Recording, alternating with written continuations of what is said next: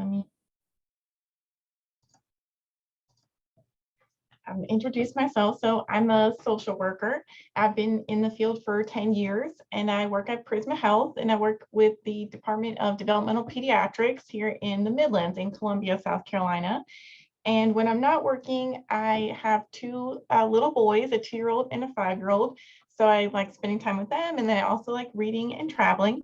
And I'm very grateful that you're setting aside some time this afternoon to speak with me. And we're going to talk a little bit about a very important topic of getting your young adult ready for transition from pediatric healthcare to adult healthcare. And what is that like and how to prepare? So let's go ahead and get into it. First thing I want to go over is sort of an overview of what's the difference between pediatric healthcare settings and adult healthcare settings. And so I have them side by side for comparison. We're going to go over what are those differences.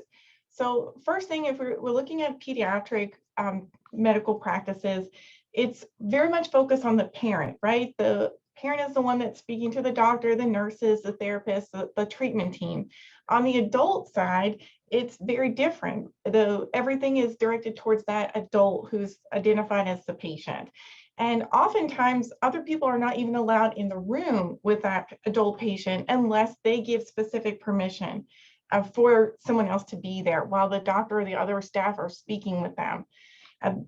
Next thing that's different is when it's pediatric care, it's the parent. And so I'm using throughout this presentation the term parents, but I'm meaning anyone who's a caretaker or legal guardian of the child.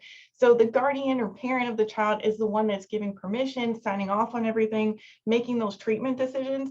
And on the adult side, it's up to that individual, that adult, to decide what services they want to receive, and for them to sign off for their own permission for any services or treatment they're going to be receiving. Next thing that's going to be different is accessing records. Right now, when a child is under 18, the parent has free access to any of that information about their child, and they're the main person that's looking at that information, right? It's the parents that are doing all of this. And that changes very much when someone turns 18. And now it's that 18-year-old and above that has the access to their documents and has to, once again, give other people permission to be able to see it. Next big difference is parents for kids are the ones that are managing all of the different services, right? Like all the appointments, they're making sure they know when they're coming up, taking kids to appointments, following up on different referrals, managing everything for their child's care. And then the expectation is when someone becomes an adult, they are now taking on that role and managing all of these things in their life for themselves and keeping track of appointments and following up on the referrals and different people that they're supposed to be calling and getting all of their healthcare needs met themselves. And we'll talk more about that. It doesn't always have to look that way. But that's sort of what the expectation is on the adult side, is that we're just going to call that patient and they're going to take care of it when we tell them what needs to be done. And then the last big difference to think about is on the pediatric side, and funding healthcare, it's the parents again, right? The parents are the ones that know about the insurance or how they're going to pay for different treatments, and they're the ones getting the bills and responsible for the bills. When someone turns 18, that now changes to them.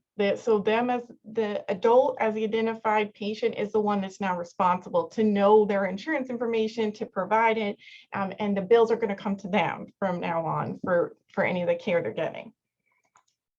So let's look a little bit more about this process of how do we get ready from this model of care where everything's centered really around the parents managing everything to this opposite end where now it's all on you as a young adult to manage all these different facets of your healthcare experience. So there's actually been a good bit of research and work done on this topic of transition. And there's a really good website. It's called .transition.org. They have lots of resources for parents on there, also for professionals, but they've come up with these 6 core elements for youth transitioning to adult healthcare.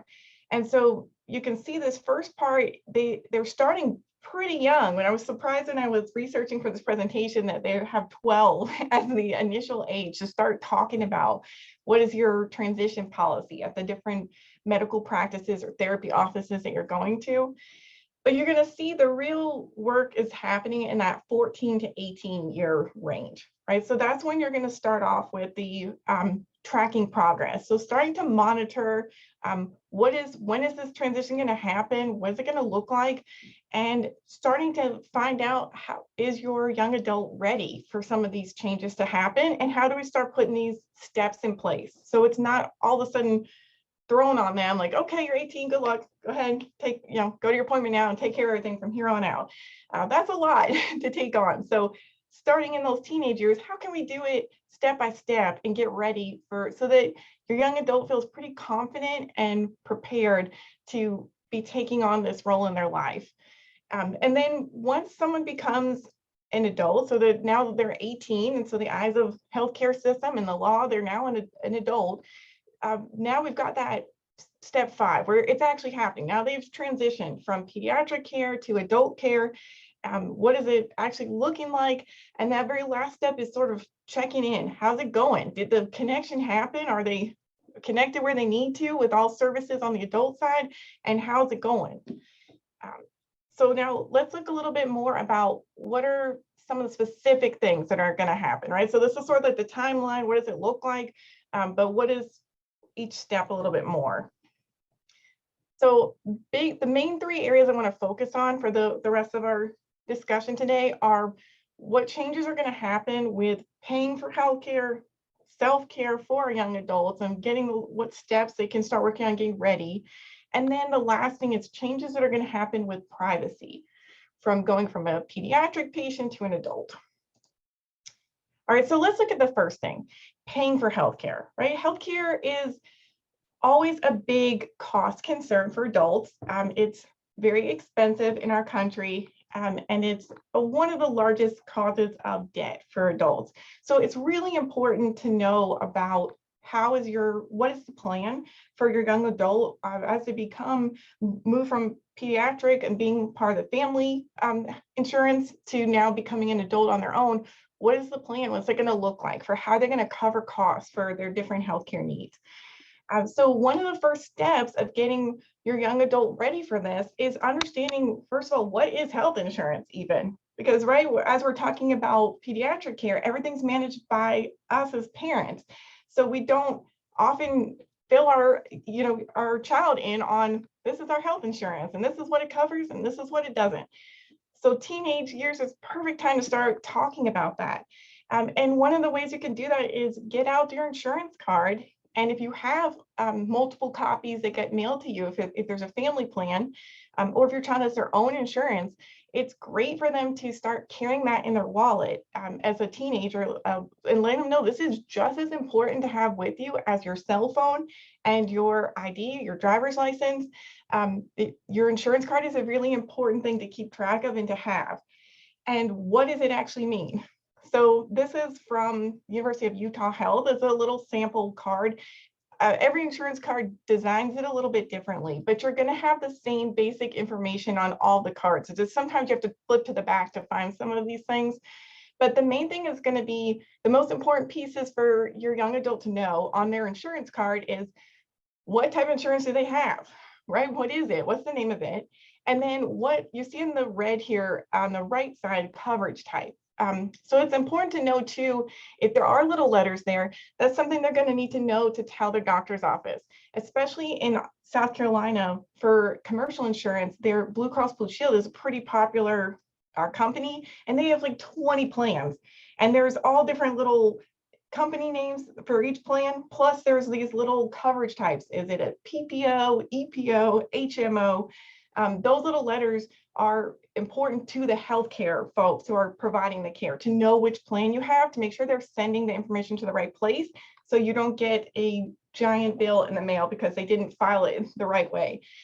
So kind of showing the card to your young adult, letting them know like this is the insurance type we have.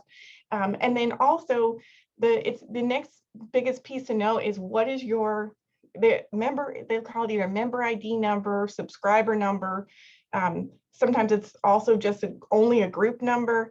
So important to know what's your insurance actual ID, because you're going to need to put that on different forms. And we'll talk about that in just a moment.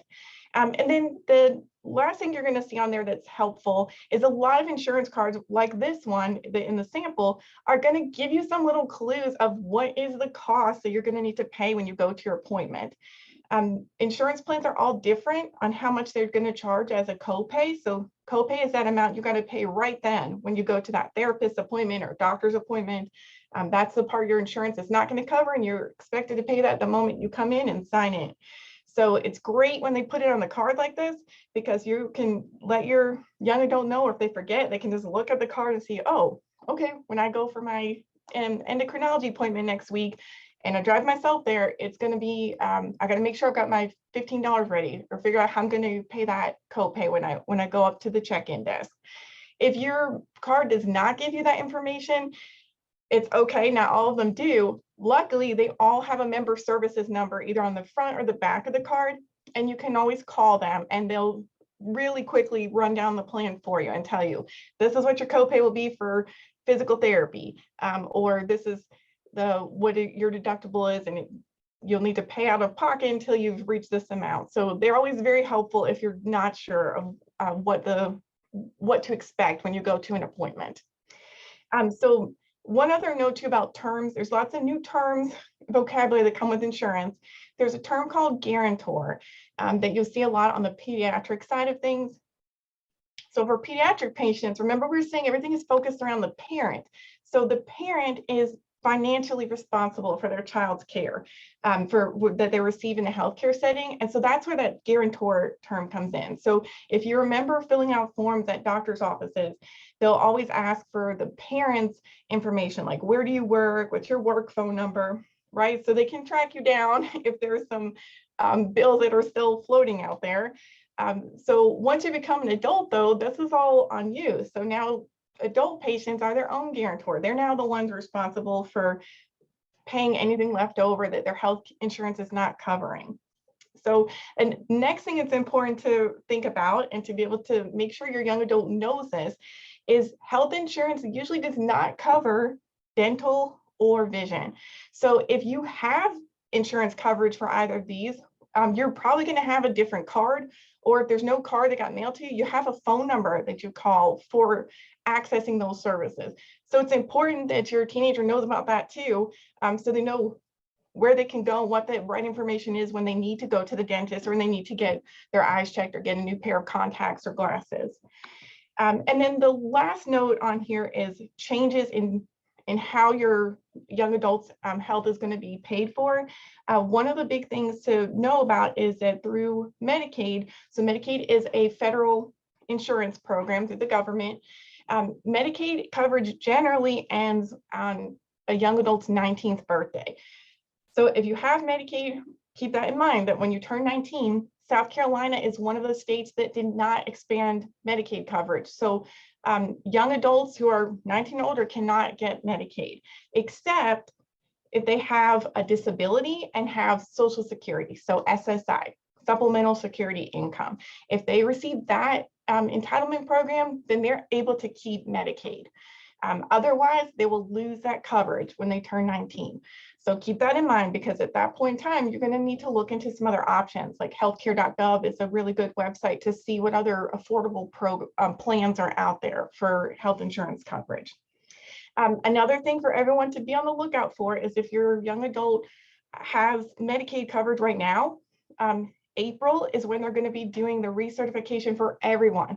They didn't do that for several years during COVID, and now they're kind of, being really on top of it and doing it for everybody in April. So be on the lookout for a letter in the mail that has a Healthy Connection. It's going to be a plain envelope that says Healthy Connections. It's really important that you open that and check the information and send it back so that you can make sure your child is keeping their Medicaid insurance coverage.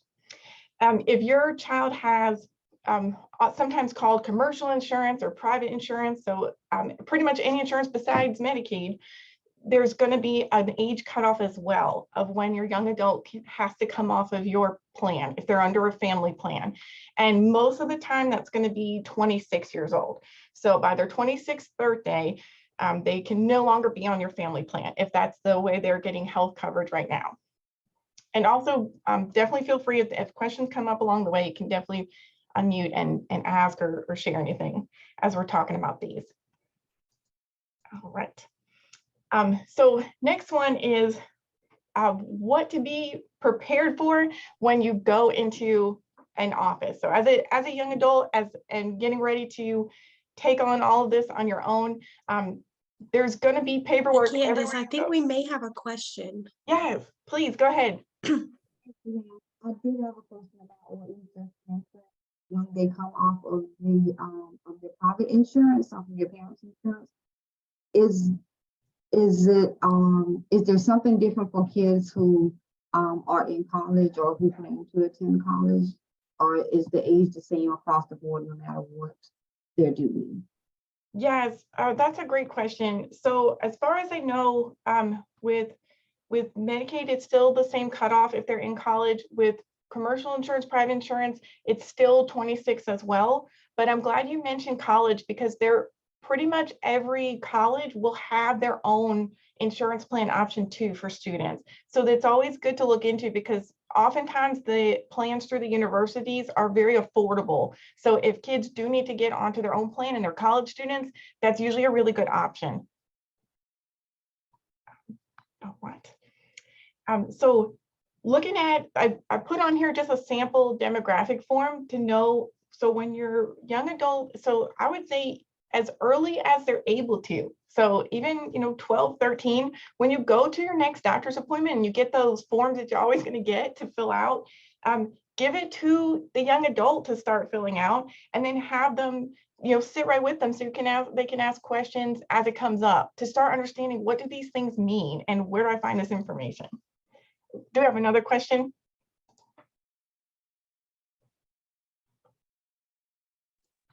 I think Teresa has her hand up. Teresa, you can unmute if you have a question.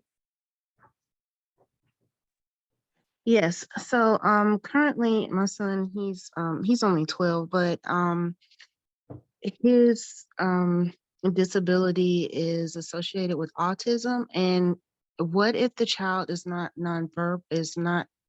verbal? And also, what if the child, because we did this practice with his last checkup, Yeah. we were allowing him to fill out the forms, but he's dyslexic, and also he's not able to follow like a complete line unless it's like highlighted or kind of colorful or something in the background. So he has visual acuity problems as well. So I was trying to figure out the best way to go about doing that. Is there a resource or something? Yes, excellent. Great question. Thank you. So we're going to talk a little bit more too about shared decision making or supported decision making, but that there's definitely a variety of options as someone becomes an adult, and they may not be able to do all of these components completely on their own in a doctor's office. It might want some folks there that they can pull into for things like that. If someone is a nonverbal communicator and if they don't use an AAC device, or that it's more comfortable for them to have someone else joining them with appointments, that's exactly where that process will come in, is having, and there's some formal ways to put that in place. So like the doctor's office know this, that mom is on the plan and she is going to be joining him for these different appointments, or these different people are my support people that are going to be part of my care. So we'll talk about that a little bit more as well. For the visual acuity, that's a really good question, because the American with Disabilities Act does have different requirements that you have to make information accessible to people with disabilities. So there's always, let's see, through Prisma Health, like for example, where I work, I know they have to make different documents accessible to people. So I'm sure there is an office here that has different options of ways they could modify materials. So it would be definitely reaching out to probably the office manager, actually, wherever you're going, to find out, do you have some more accessible ways that you can give me this material, instead of just having it like as a black and white form, like you said, even suggestions for the staff, like, could you please highlight these areas? I think that's wonderful to be an advocate and to teach your young person to be a self-advocate too, and ask for those accommodations when you check in. Because I think a lot of times people just don't know. And so they're happy to accommodate whatever need, as long as you just let them know what would be best for you. So with the example we were talking about with the demographic form, I'm so glad to hear that your child's 12 and you already started this. This is excellent. But kind of have them do it. It gives them something to do too while you're in the waiting room, and it's interesting to know what things they don't know, because as adults, we fill out this information so much, like we're just kind of used to it by second nature, but it's something we all had to learn at some point. So unless you've already filled this out a lot, you don't know some of these things, like what does even primary insurance, secondary insurance mean? We just talked about subscriber ID, so that's on your card. Where do you find that? And then who do you put down for these roles as emergency contact and pharmacy, what pharmacy you go to, and how you find that phone number if it's not something you know by heart, which most of us don't. So let's see. And then also, one other thing about forms, every doctor's office you go to, they're going to give you that little stack of papers, right? Like, here's our privacy practices, here's our consent to treat.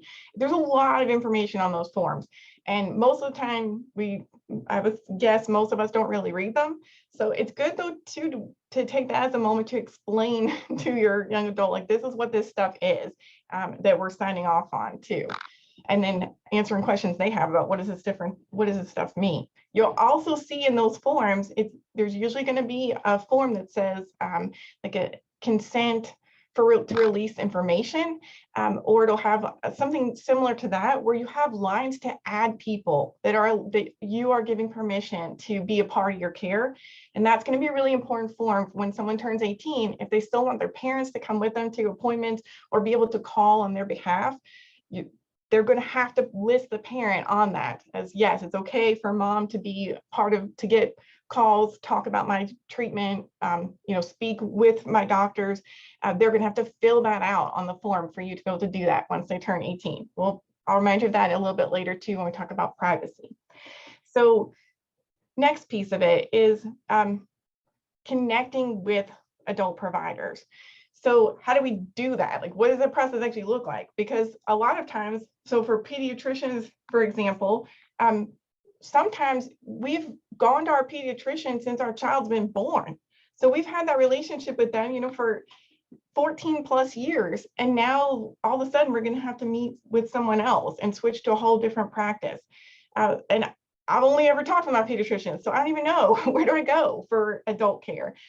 So that's why it's really good to have the discussion with your pediatrician's office if they don't bring it up. It's pretty variable, right? Some practices are really good at transition for teenagers.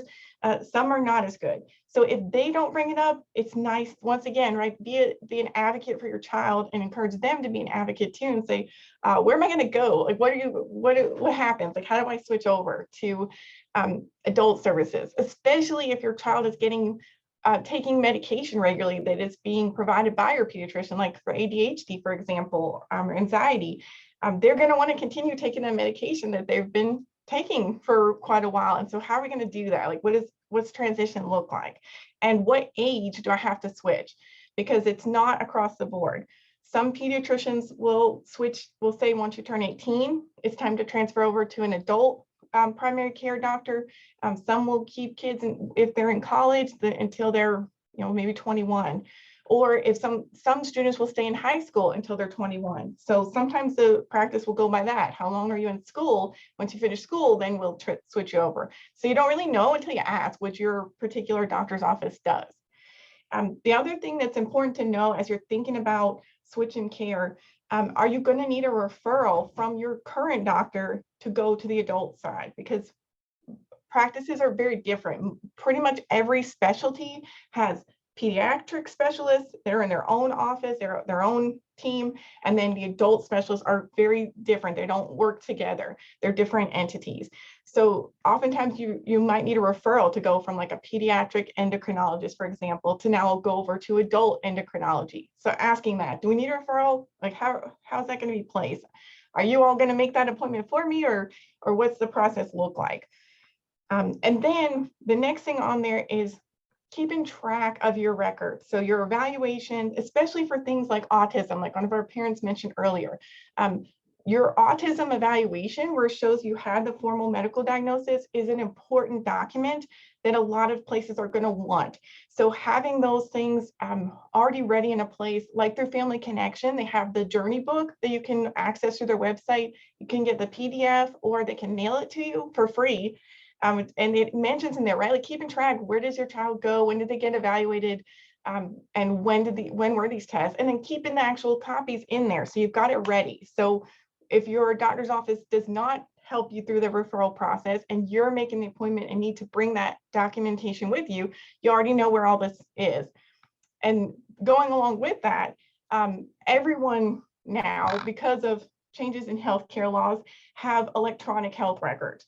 And they all have an option for you to access your own health record through a patient portal. And every office is going to call it something different. You have a different login for everywhere, but you're going to be able to access your records through the electronic system too. So it's nice to have both. If you have paper copies, that's excellent. And then if you lose something, or if there's some additional things you didn't get like a hard copy of, you go into the patient portal and you can pull up your records that way. So asking that doctor's office, how do I access my patient chart? And then one thing to keep in mind, if you're staying in the same company, so for example, hospital systems, right, like Prism Health or any of the hospital systems in our state, they have a lot of pediatric practices, adult practices, hospital records. So if you have a chart in Prisma Health, for example, your chart is going to have all of your information from any doctor you've seen here, or any hospital testing you've had done here, any hospital stay. So if you see Dr. Joe, pediatrician, for example, at Prisma Health, and now you're switching over to an internal medicine doctor, Dr. Jim, he's going to be able to go in to your chart and see all of your notes from Dr. Joe, your pediatrician. So that's something that's pretty convenient if you end up having doctors that are part of a bigger system or company that has like adult services and pediatric. All right, so let's move on to the next thing. So action steps to help start transitioning from you as a parent doing these things to now you're a young adult feeling like empowered that, okay, I can start taking on some of these things.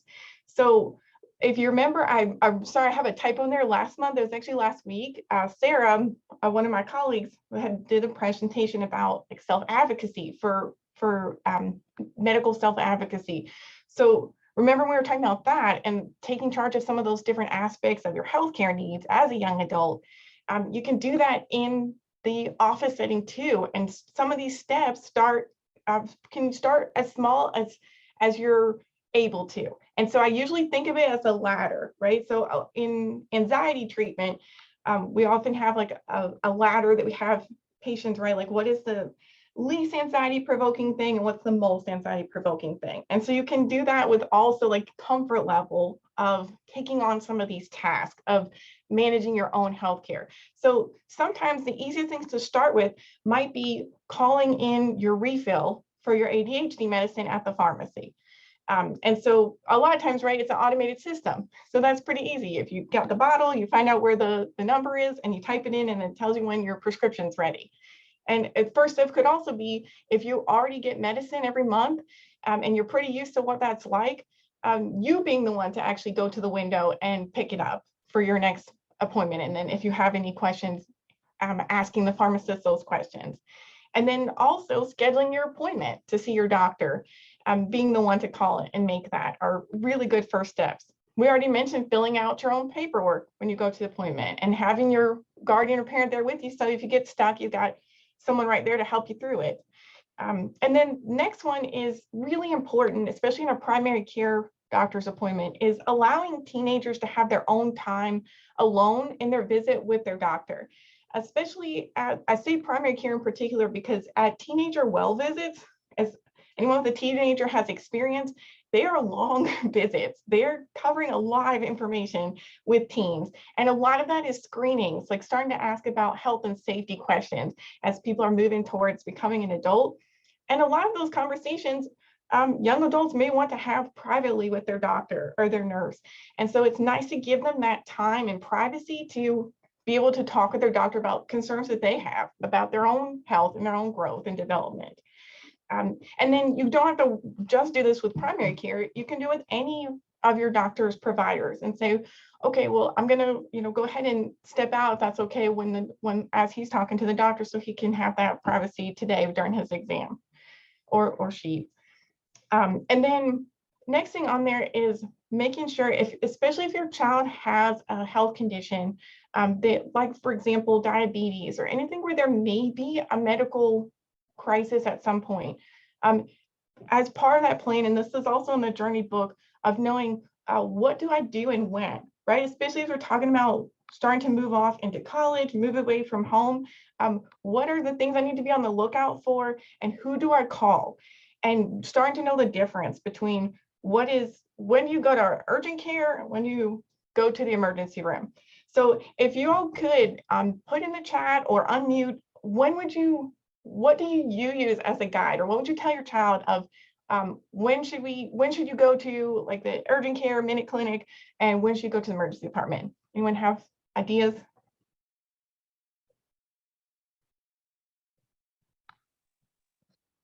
I recently had an episode with my son. He started bleeding from his nose, and I didn't get like, he'd had surgery like 3, maybe 4 weeks out before it started. And I was concerned because when I saw it, I caught it at, I thought the time that he was bleeding, but he actually was bleeding for 2 hours prior to the time that I found out. And he's an online student, so I was fussing with the teachers. I'm like, okay, you understand he has a disability, but you were watching him literally bleed his shirt and his weighted blanket. And, normally you would text me and say, hey, his attention was diverted from the screen, or he had an issue where, was falling asleep in class, but this was something serious. And he didn't come to me. I had just came in the room because I thought it was break time, and I noticed that. So we try to just remind him, because those incidences are not really frequent, but it was just a time that, I really wanted him to, say, hey, mom, this is what's going on. So we just have to keep reiterating every time an incident happens. And then another time, he accidentally locked the door, so I had to change out the locks on the door. So because he has issues sometimes with his breathing, which that's why he went to hospital to get that corrected. But Right. yeah. Excellent. Thank you for sharing that, Teresa. I saw someone else that was unmuting too. I know for me, which I know not to rely on this, however, the urgent care that I typically take them to, or take him to, my son right here, Randall, to, they have a list. And so they tell you what they do not treat. And so to not go there. Excellent. Like, he had a dog bite, kind of broke the skin, so we knew to go to urgent care. And then also, just knowing, like with what Teresa, I think it was, it just spoke, was saying about reiterating, because he had a situation where he was actually in pain, and I wasn't aware of how long he had been in pain, because he didn't say anything at first, because he felt like it was something he could handle. So I think what she suggested is reiterating, hey, if this is going on, you still need to say something, even if you feel like it's okay to still say something, because in his case, Yes. he ended up having to have emergency surgery that same day. So, like, we went in, saw the pediatrician, they immediately set him up with a pediatric surgeon. They were unsure about it, but at her request, being that he was still under and is still under pediatric care, she was then able to get a pediatric surgeon as opposed to an adult surgeon. Excellent. And we ended up, my husband driving from Anderson to Greenville for him to have surgery. Wow. So again, like, I guess I just can't stress that enough, like in agreement with Teresa is reiterating to them that it may seem like something slight to you, but to let us as parents or caregivers know immediately, because then we can kind of keep an eye on it and be able to say, oh, this has been going for this amount of time. But yeah, to answer your question as far as the emergencies, ours, and again, you know, I try to not totally rely on that, but ours does have a list of the things they do not, or that they do treat and do not treat. And then with, what's it called at CVS, like Minute Clinic, Yes. they also have a list as well. So I guess it would be a good idea for me now to familiarize him with that too, so that he can then, you know, look for himself and know. Excellent. Oh, thank you so much for both of you for sharing that. That's so important. I'm glad you're giving us helpful tips too of like how to talk to our kids about starting to know in their own body, right? And like to how important it is to tell us as a parent if something's not right, something's going on, so we can make sure we're getting them help and then also keeping track of it too, because we don't know unless there's a way they're communicating it to us. Thank you. Also, I have a 5-year-old, and so I've started like as a little game. I just kind of tell him like, if you fall and scrape your knee, should you call an ambulance? And he'll laugh and he'll say no, and they'll say, if you can't breathe or someone you're with that can't breathe, should you call 911, call an ambulance? And he said yes.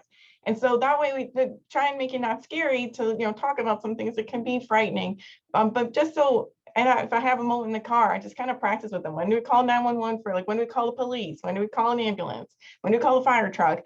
And so he kind of gets an idea of like, when is it, what is an emergency? So you can always start with any age.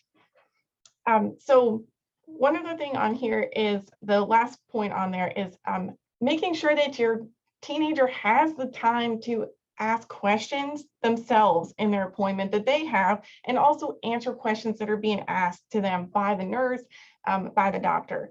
So I have one other question that I wanted to get input from you all is, what are some signs that you have seen already in your child, or what are some signs that you think would let you know in an appointment that your child is starting to get ready to take on the lead in speaking during their appointments? Any ideas?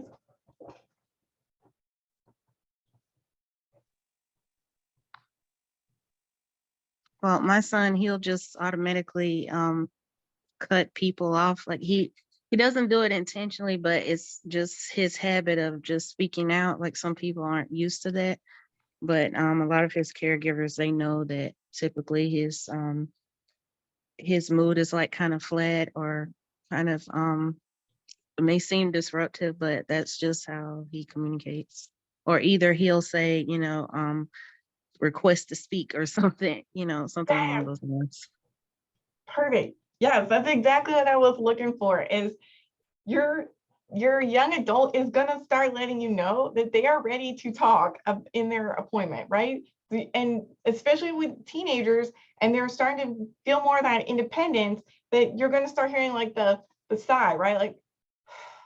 Like when you're jumping in to answer questions for them when the doctor asks and they're wanting to go ahead and speak up and answer, then you know, like, oh, good, like they're ready. I can step back a little bit and let them take the lead in talking to their doctor and their nurse today, and then I'll chime in if they need help. Excellent. All right, let's move right along here. So once again, the gottransition.org has some really good tools on here for parents that you can even give your teen a little checklist, or you can read it to them and kind of go over some of these things. It's just things to think about. Like there's a lot of good questions on there, like a lot of stuff we've already talked about today, but there's something on there too, like I know how to find my doctor's phone number. That's a good one to ask too. Like, you know, so I think about, especially as we're getting ready to think of becoming an adult and, you know, leaving home and whatever that might look like, do you know how to find this information without like calling me like 50 times a day when there's a question that's coming up or you have a form to fill out? All right, so next one on here.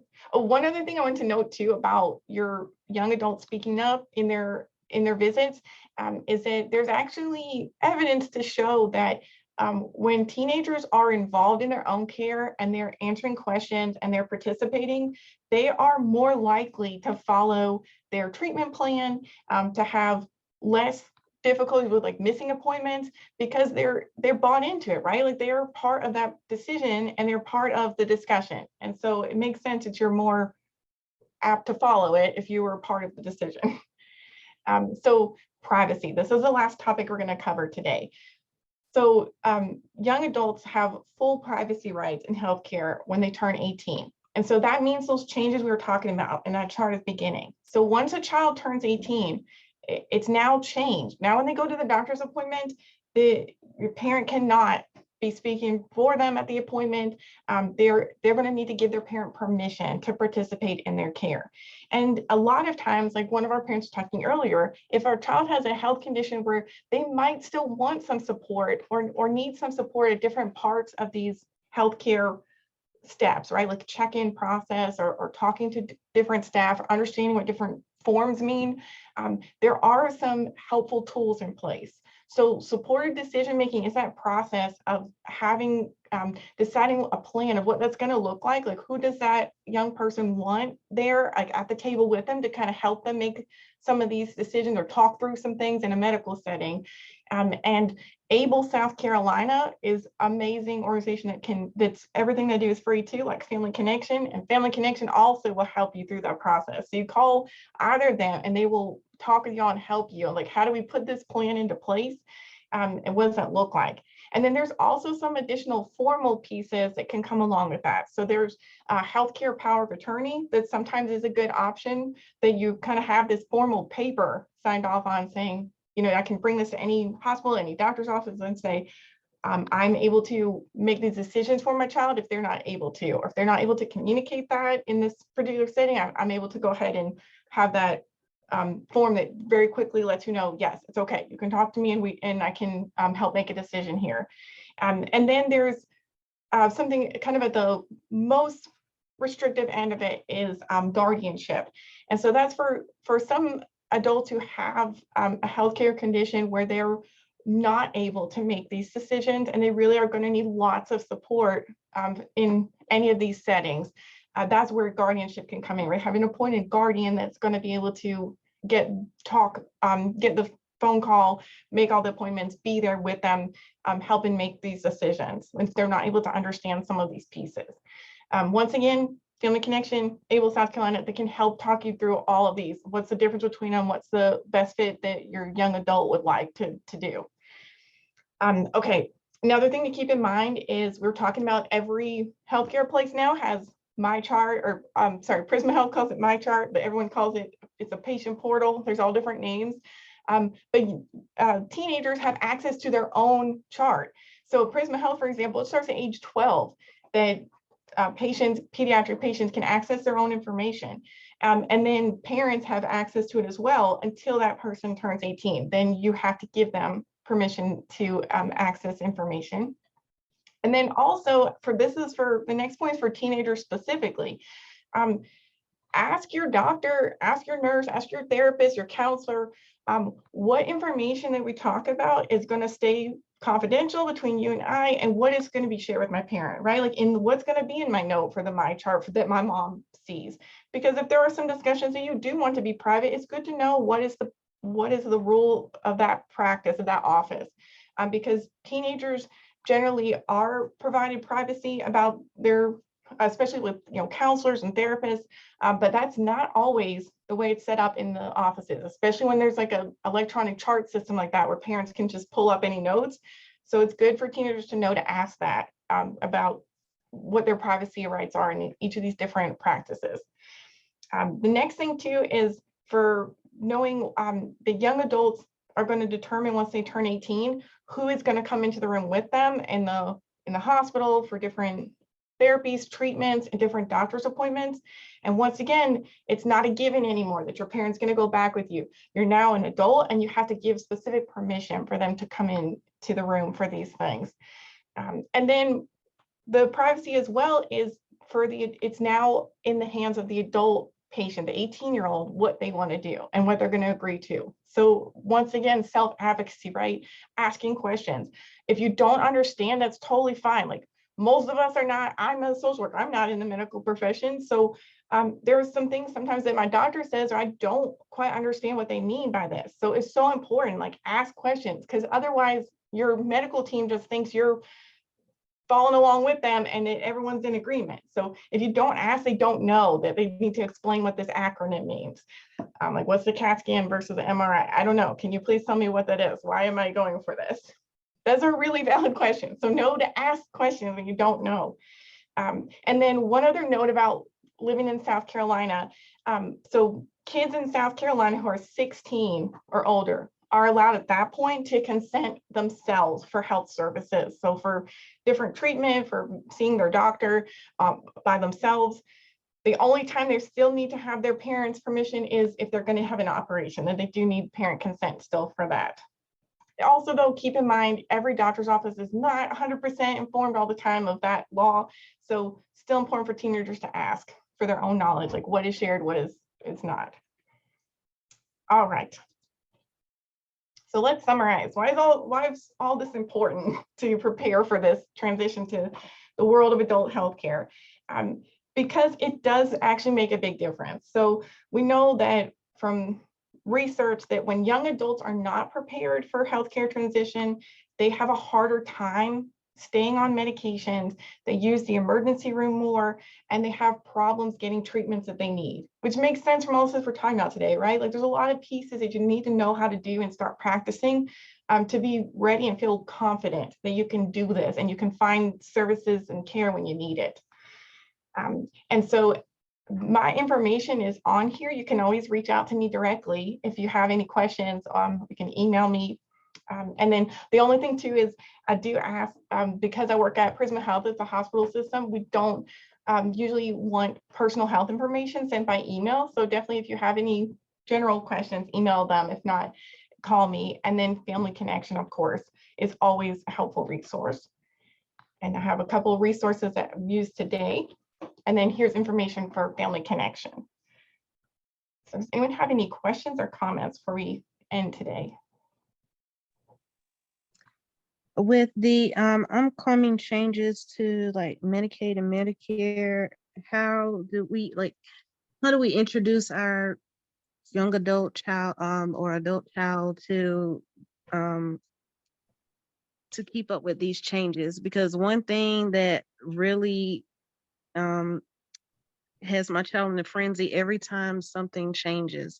Like if his routine is not consistent, then he is like really lost. So yeah, I was just wondering about.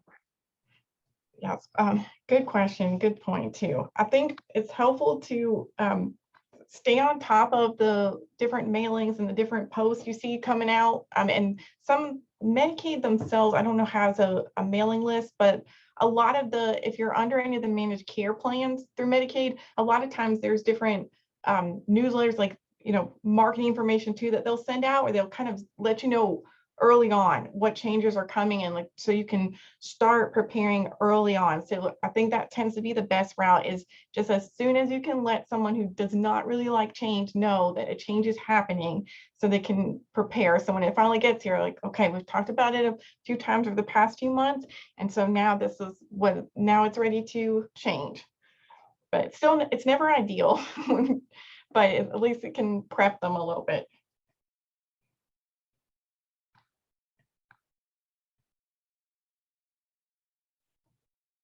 Anything else?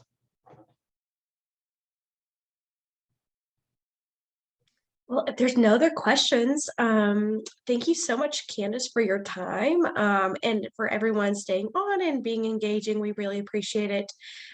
Just as a reminder, our contact information is on the screen provided. I've also put it in the chat. And parents, if you have any further questions or follow-up, you're welcome to contact Candace, or I have put a referral link in the chat, and you can make a referral yourself, or have your youth can also make a referral for themselves. So a self-advocate can do that on their own. And like I said, this recording should be on our website in the next couple of weeks. So keep your eyes peeled in the case that you want to watch it again. And if you don't see it, definitely reach out to us and we are happy to help. But thank you so much for your time. I hope you have a great rest of your day. Bye-bye, everybody. Thanks, everyone.